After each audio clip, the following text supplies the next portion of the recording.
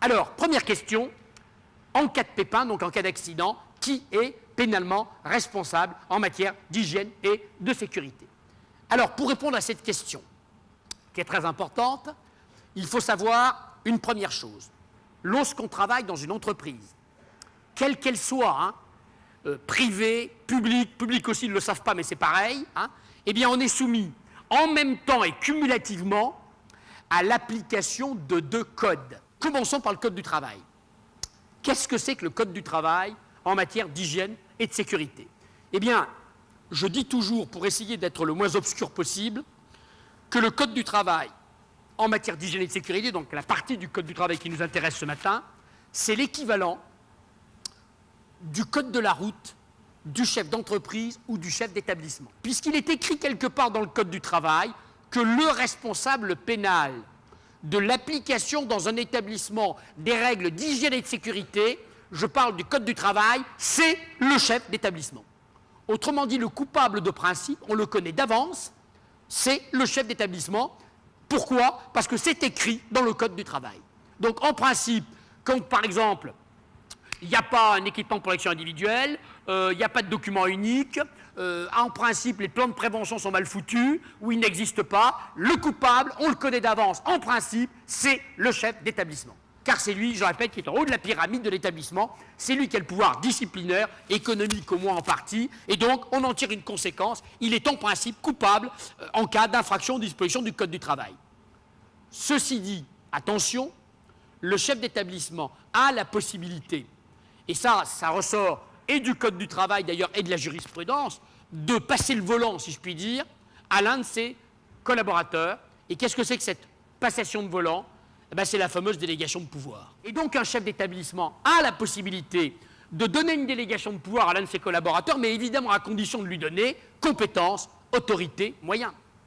Pour que l'homme qui va assumer cette fonction, eh bien, ait les moyens, des moyens équivalents à ceux dont dispose le chef d'établissement pour être efficace. Parce que finalement, une délégation de pouvoir, c'est quoi? C'est une démarche de prévention. C'est une façon de rapprocher le pouvoir du terrain, d'améliorer la prégnance de l'encadrement sur le risque pour que les gens qui soient au contact avec le risque puissent réagir rapidement et intervenir lorsque les choses ne vont pas. Et donc, au titre du Code du travail, je résume, il y a tout le temps un seul coupable possible, soit le chef d'établissement, soit son délégataire, soit l'un, soit l'autre, jamais les deux, puisqu'il n'y a jamais deux pilotes dans le même avion. Seulement, ce qu'on oublie toujours, c'est qu'à côté du Code du travail, il y a l'autre code, le Code pénal. Et alors là, le Code pénal, c'est autre chose. Qu'est-ce que c'est que le Code pénal? Alors je dis toujours, pour prendre une image plus ou moins exacte, que le Code pénal, c'est le Code du citoyen. Ça veut dire déjà fondamentalement que le Code pénal, il s'applique à tous les moments de la vie. Il s'applique à la maison, au volant de votre voiture et puis au travail, même pendant vos loisirs. Et dans une entreprise, le Code pénal, il s'applique à tout le monde. Il s'applique au dernier des opérateurs comme au PDG d'un multinational. Et au titre du Code pénal, il n'y a pas de délégation de pouvoir qui tienne. Tous ceux dont les négligences vont s'inscrire dans ce qu'on appelle l'arbre des causes ou l'arbre des faits d'un accident peuvent se retrouver dans le tribunal correctionnel. Au titre du Code pénal, on peut avoir 1, 2, 3, 10, 15, 20, 30 personnes devant le tribunal pour le même accident. Je prends des trucs connus, comme ça on gagne du temps. Le meilleur exemple ces dernières années, c'est l'affaire de la grue de Toul. Vous vous rappelez peut-être l'histoire à Toul dans l'Est. Bon, petit chantier de BTP, il est 10h15 du matin. Ce matin-là, il y a un chef de chantier et un grutier. Le grutier est un intérimaire. Il est là depuis 3 jours, mais c'est un grutier professionnel. Quant au chef de chantier, 30 ans de métier, 1 mètre sur 1 mètre, un dur de chez dur, vous voyez le genre. Bon. Vers 10h du matin, notre petit grutier descend de sa grue et dit à son chef, chef, il faut arrêter, là le vent a largement dépassé les vitesses réglementaires, il faut s'arrêter, il faut mettre la grue en drapeau, ça devient dangereux. L'autre lui dit, écoute, remonte dans ta grue, dépêche-toi, on a 2 jours de retard, il y a de la marge, allez hop, hop, hop, au boulot. Il remonte. Une demi-heure après, notre grutier descend, dit chef, ce coup-ci c'est trop dangereux, il faut s'arrêter absolument, c'est plus des rafales, le vent est constant, il faut s'arrêter, ça devient dangereux. Allez, tu remontes dans ta grue, me fais pas perdre de temps, les règles de sécurité, je les connais, mais c'est fait pour les blaireaux, il y a de la marge, au boulot. Il remonte. Il redescend 20 minutes après, chef, ce coup-ci c'est plus possible de continuer, mon alarme vient de se déclencher, il faut s'arrêter, tu remontes dans ta grue, sinon je te vire.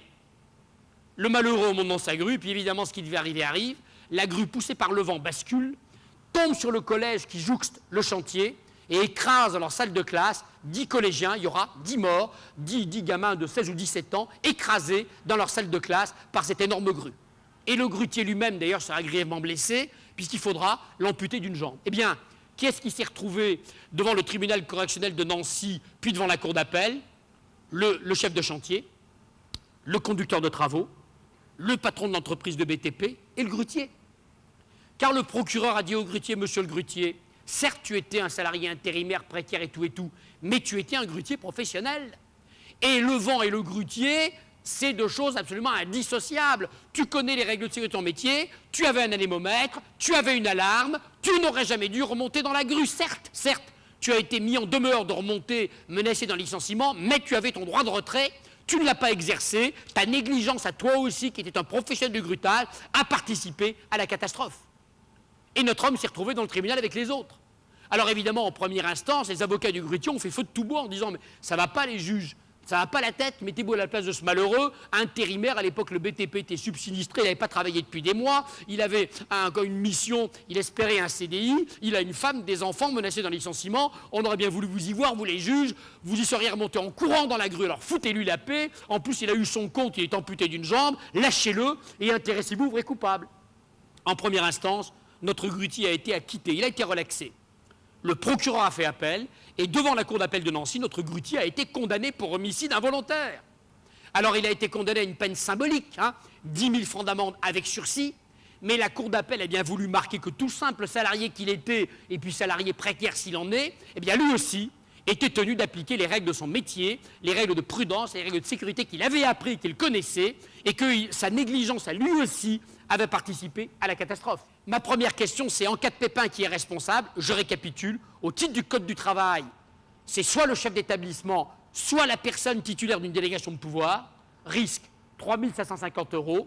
Au titre du Code pénal, je simplifie et je vais vite, tous ceux dont les imprudences, les négligences vont être considérés comme expliquant la catastrophe. Et là, on peut avoir 10, 15, 20, 30 personnes devant le tribunal de l'entreprise ou hors l'entreprise, les conseillers, les gens de l'entreprise, quel que soit le grade, quelle que soit la fonction, quelles que soient les responsabilités, tous ceux qui n'auront pas fait leur boulot.